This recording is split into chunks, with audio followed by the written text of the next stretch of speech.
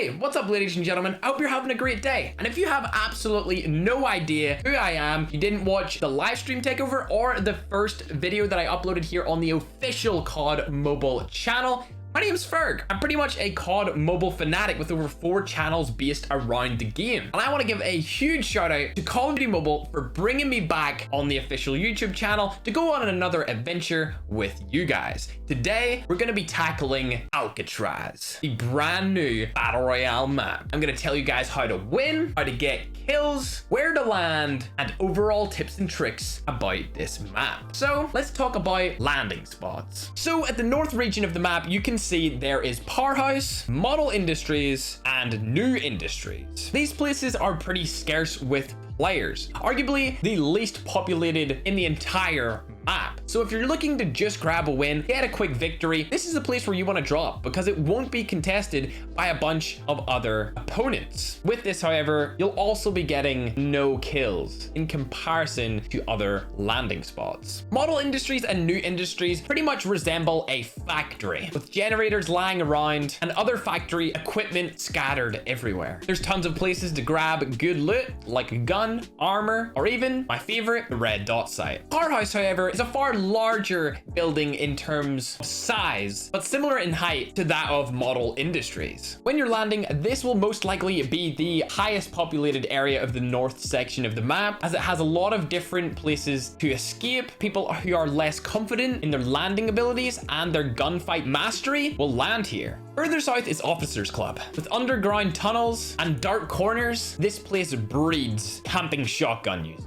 Another top spot for anyone looking to be able to get out of action quickly and just go on to win the game. However, further down that right side of the map is Docks. This place is highly populated, highly contested, and highly sought after because there is a mountain of loot in that surrounding area. You could possibly see up to 3 teams landing here at any given stage, and if you kill any of those teams, they may just respawn and land on top of you again. People at Docks tend to be eager to get into gunfights and slightly better than people who play passively up in the industry side of the map. However, to the left of Docks is Cell House. This is by far the most populated area in the entire map. If you've ever heard of anyone describe a player as sweaty, this is where the sweaty players land. For me personally, I go there every single game, landing on the same spot as you can see right now at the front. The reason why I land there is because loot spawns at that very front area of the top of Cell House, and I have rotations over to the next area, which is Warden's House, another top spot for high populated gunfights. If you're trying to get better at Alcatraz, this is the place to go. Cell House and Warden's House are by far the most diverse places to fight, with many corners to camp in, windows to jump out of, and high ceiling areas to fly off of. It gives you a plethora of ways to interact with opponents and slay out. Down below on the south side of the map, you will see parade grounds and ruins, both places that are pretty much averagely populated. However, in some games, the industry's north side of the map and the grounds south side of the map might flip places in terms of scarcity when it comes to how many players actually land there. So if you want to win, get less kills, have less engagements, definitely land either Model Industries or Parade Grounds, depending on where you see the most people landing. If you want high kill gameplay and an adrenaline rushing feel, then definitely drop Cell House or Warden's House, because the majority of players, once they die, land straight on top of Cell House or try to go into Warden's House and get on top of the tower. Now I know what you're thinking, Ferg, what are the guns that we need to be using in these situations? What are the best guns? What are guns to stay away from? And how do I use the best ones in order to become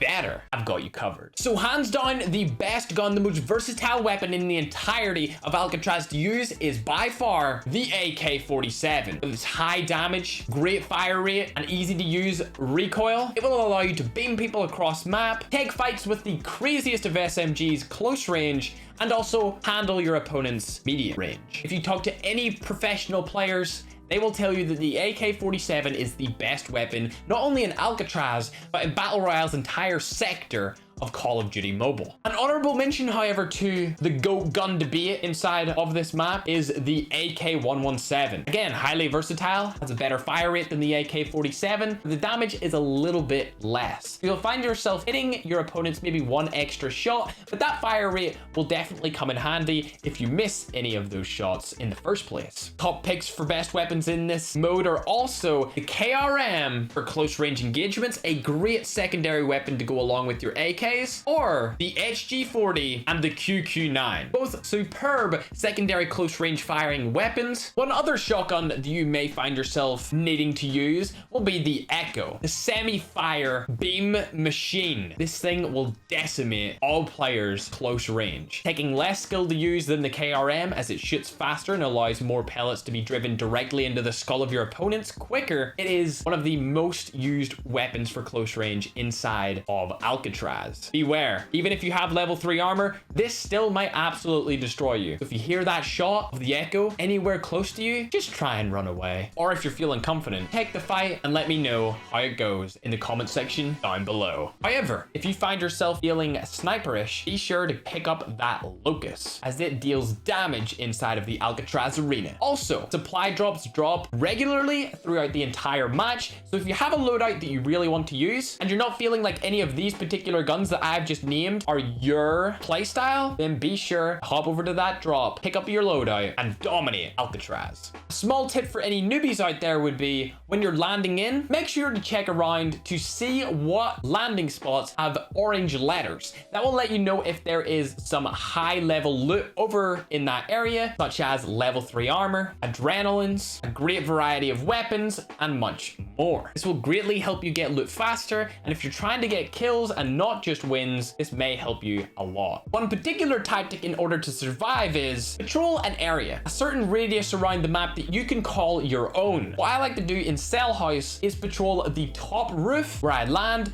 and also that bottom area below me. If I'm feeling kill hungry, I'll go towards the shots on the mini map. However, after I kill people, they usually drop right down on top of me, and you'll probably notice a lot of teams doing that to you as well if you only kill 3 of them and not wiping their whole 4-stack team. Areas that are also great to patrol are the underground of docks, gives you a place to heal before you need to fight on top of docks again, and also parade grounds. With lots of tents to hide in, it's perfect for an easy getaway if you're weak, and also great to initiate a fight and destroy your enemies with the element of surprise. Every 30 seconds, the revive flight arrives, so make sure you keep an eye on that number ticking down so that you can look up into the sky and see where people are landing. This will guarantee knowledge for you and your entire team if you're talking to them in order to get more kills on the map, or even stay away from those enemies if you're playing just for that W. Annoying things to watch out for in this map is definitely the tower at Warden's house, where people usually snipe from, and also the tower over at Power House, where people again try to snipe from. However, with the second tower over at Power House, they can only use whatever gun they land with, because you can't actually get up there unless you land on it. Whereas the Warden's house, you can go up using the ladder inside the downstairs area. So thanks again to Call of Duty Mobile for bringing me back on their official YouTube channel. Make sure to subscribe to it if you enjoy Call of Duty Mobile content, because they have been uploading a lot here. And also, if you like me, my channel will be linked down at the top of the description, where I upload Call of Duty Mobile content every single day. Remember to drop a like down below if you enjoyed this particular video. And without further ado, let's roll the outro. Bye! And I feel fine.